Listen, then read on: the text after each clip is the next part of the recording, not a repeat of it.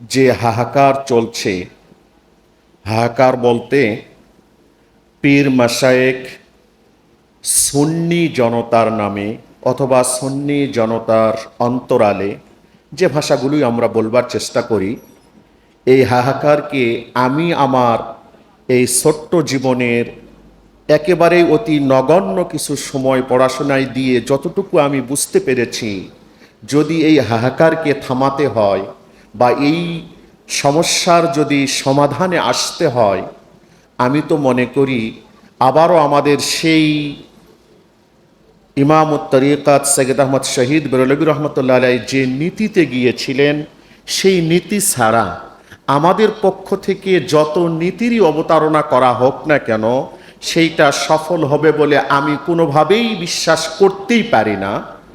বিশেষত আজকে আমরা যারা বাংলার জমিনে আছি, সৈয়দ আহমদ শহীদ বেরলভী রহমতুল্লাহ আলাইহির সিলসিলার মানুষ আমরা যারা আছি, আসলেই আমরা কি এখনো পর্যন্ত চিনতে পেরেছি আমাদের সিলসিলাটা কি? এখনো কি আমরা চিনতে পেরেছি আমাদের সিলসিলার মূল স্পিরিটটা কি? এখনো কি আমরা জানতে পেরেছি আমরা সুন্নি যে পরিচয়টা দেব, এই সুন্নিয়তের মানদণ্ডটা কি? শুধু তো আমরা এদিক ওদিক অনেক কথাই বলবার চেষ্টা করছি, কিন্তু সুন্নিয়তের মানদণ্ড কি? কিসের ভিত্তিতে আমরা সুন্নিয়ত প্ল্যাটফর্ম তৈরি করতে যাব, এ বিষয়গুলোকে আমরা একবারও কি সামনে রেখেছি? ওই সেই বালাকোটের ঐতিহাসিক জিহাদের পূর্ব মুহূর্তে যখন আপনার তরিকায়ে মুহাম্মাদিয়ার প্রবর্তন করা হয়েছিল, কিসের ভিত্তিতে করা হয়েছিল আমরা কি একটু খোঁজ নেবার চেষ্টা করেছি? মোটেও কি খোঁজ নেবার চেষ্টা করেছি? সে সময় কি এই পাক ভারত উপমহাদেশে পীর মুরিদি চালু ছিল না? সে সময় কি মাশায়েখে কেরাম ছিলেন না? সে সময় কি আমাদের এই সুন্নি আমলগুলো চালু ছিল না? তাহলে কেন আবার সকল তরিকাকে একত্রিত করে তরিকায়ে মুহাম্মাদিয়া, যেইটাকে আমাদের বিভিন্ন নামে আজকে গালিগালাজ শুনতে হয়, তো সেই তরিকায়ে মুহাম্মাদিয়া প্রবর্তনের কারণটা কি ছিল? কোন হিসাবে আমরা কি করছি? যেমন বর্তমান বাংলার জমিনের একটা, আমার খান ভাইয়ের আমি দৃষ্টি আকর্ষণ করছি, একটু 2-1 মিনিট সময় আমাকে নিতে হবে। সেটা হচ্ছে বর্তমান সময়ে আমরা বর্তমানে একটা চাওর একটা নীতিমালা আমাদের মাঝে খুব বেশি মানে সামনে এসেছে, আল ইত্তেহাদ মা আল ইখতিলাফ। এইটা নিয়ে পক্ষ বিপক্ষ অনেক কথা চলছে, কিন্তু এক্ষেত্রে আমি একবার নগণ্য এক বান্দার সামান্য একটু পর্যালোচনা আছে। সেটা হলো এই আল ইত্তেহাদ মা আল ইখতিলাফ, এই যে নীতিবাক্যটা, এইটাকে না করবার কোনো সুযোগ নাই। সমস্যা হচ্ছে এইটার প্রায়োগিক ক্ষেত্র নিয়ে। সমস্যা হচ্ছে এটার প্রায়োগিক ক্ষেত্র নিয়ে। আমি আমার সুবিধা মতো এটাকে ব্যবহার করে আমার দল ভারী করবার চেষ্টা করছি, আমার বিপক্ষ দল এইটাকে আরেকটা খাতে প্রবাহ করে সেইটা তার স্বার্থ সিদ্ধির চেষ্টা তিনি করছেন।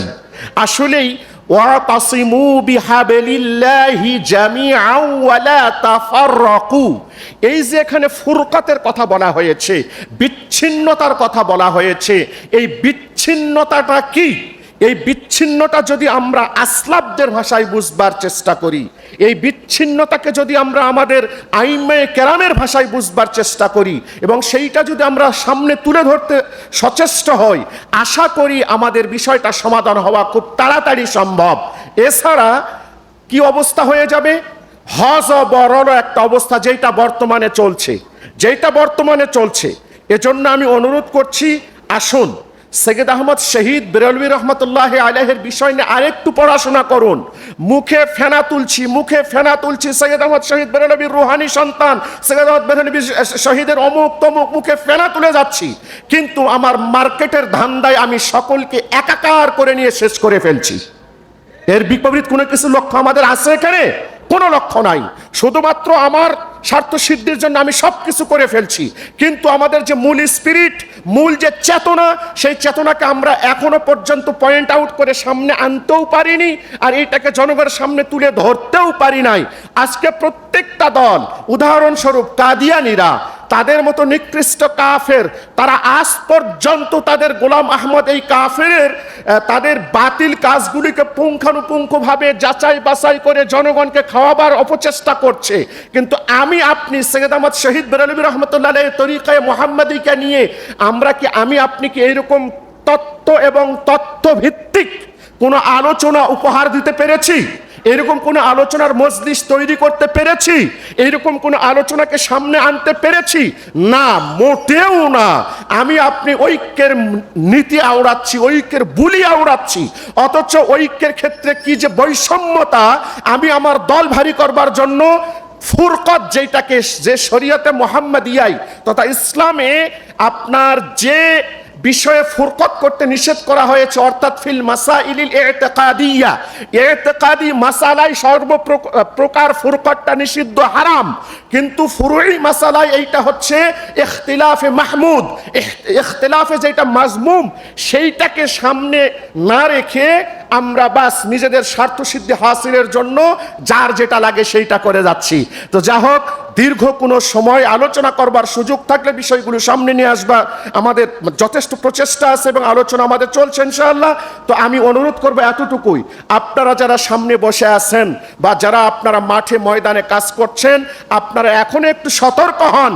সতর্ক হয়ে শুধুমাত্র ঐক্যের বুলি আওড়াচ্ছেন যারা, কিন্তু কার্যক্রম সম্পূর্ণ আলাদা, তাদেরকে বয়কট করে মূল সৈয়দ আহমদ শহীদ বেরলভী রহমতুল্লাহ আলাইহির চেতনাকে সামনে নিয়ে যদি আপনারা আপনাদের মাঠকে গোছাতে পারেন, তখনই আজকের সম্মেলন সার্থক হবে, নচেত সম্মেলনের সার্থকতার কোনো সুযোগ নাই। আমি এই কথা বলেই শেষ করছি। আসসালামু আলাইকুম ওয়া রাহমাতুল্লাহ।